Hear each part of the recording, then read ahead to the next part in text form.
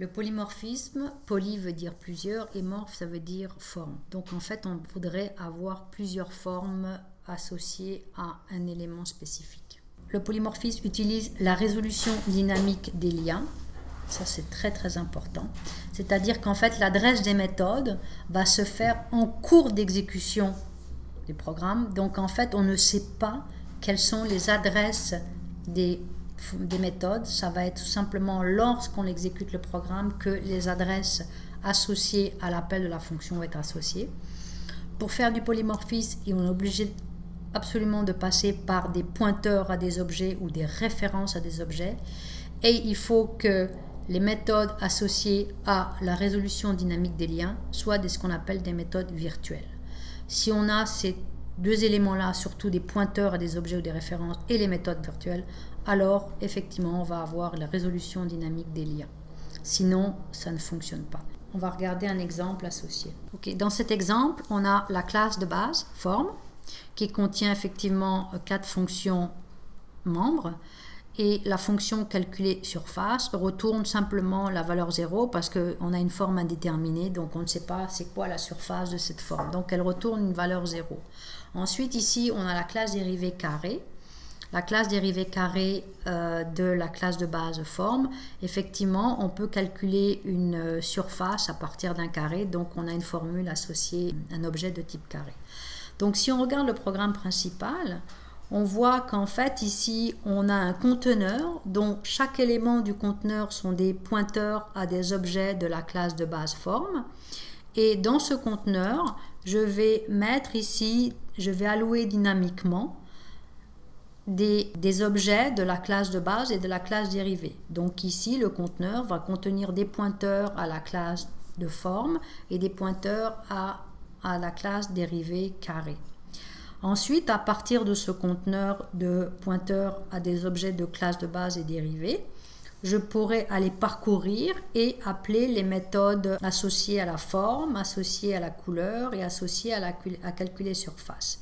Donc logiquement, vu que le conteneur il a des pointeurs à des objets de la classe de base et la classe dérivée, on aimerait que lorsque l'élément associé à l'indice i est un carré, il utilise le getCouleur de carré. Et si l'indice ici associé est une forme, il va utiliser ici getCouleur de carré et idem ici pour getSurface. Malheureusement, ça ne fonctionne pas comme ça. Pourquoi? Parce qu'en fait, ici, on a ce qu'on appelle l'édition des liens statiques qu'on a vu dans une autre leçon. Donc, ce qu'on aimerait faire, c'est que ici, bien que j'ai un conteneur qui contient des pointeurs à la classe de base, mais ce que j'ai ajouté dans son conteneur, c'est des classes dérivées et des classes de base, j'aimerais qu'il puisse reconnaître les méthodes associées à ce niveau-là. Les méthodes associées aux classes de base ou aux classes dérivées. Donc, en fait, j'aimerais que getCouleur, si tout forme indice i est carré, j'aimerais qu'il puisse appeler getCouleur de carré. Si calculer surface ici, l'indice i correspond à un carré ou un forme, il puisse appeler la bonne méthode correspondante.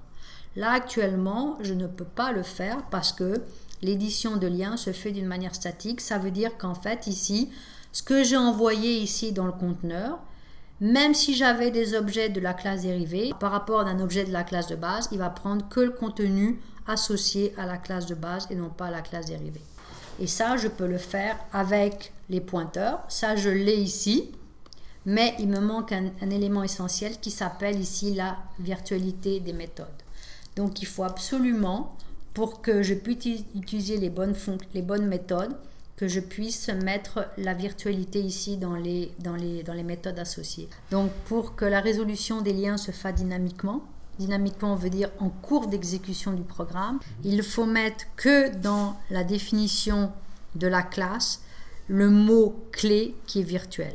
Donc ici, le mot clé virtuel qui est là, il est associé pour dire que on va pouvoir faire une résolution des liens dynamiques avec ces méthodes-là. On définit dans la classe de base le mot virtuel et pour pas oublier que dans les classes dérivées, les fonctions membres sont aussi virtuels, on va répéter le mot virtuel. Il n'est pas nécessaire, mais on a une bonne habitude en programmation de C++ de remettre le mot virtuel pour ne pas oublier, pour ne pas aller vérifier dans la classe de base si les fonctions membres sont virtuelles ou pas. Donc on le répète directement dans la classe dérivée.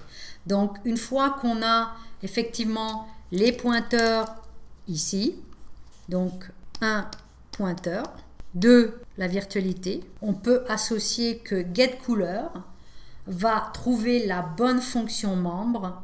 Donc le polymorphisme, c'est quelque chose qui est très très puissant parce que ça permet de dire que le conteneur va contenir plusieurs formes, entre autres c'est une forme générale et une forme qui est carrée, et je veux pouvoir les manipuler comme si c'était les mêmes éléments. Et l'héritage permet de faire ça. Donc l'héritage permet de dire à partir d'une classe de base, une classe dérivée. Le conteneur a des pointeurs de la classe de base où je peux mettre des éléments de différentes sortes, donc des éléments de classe dérivée.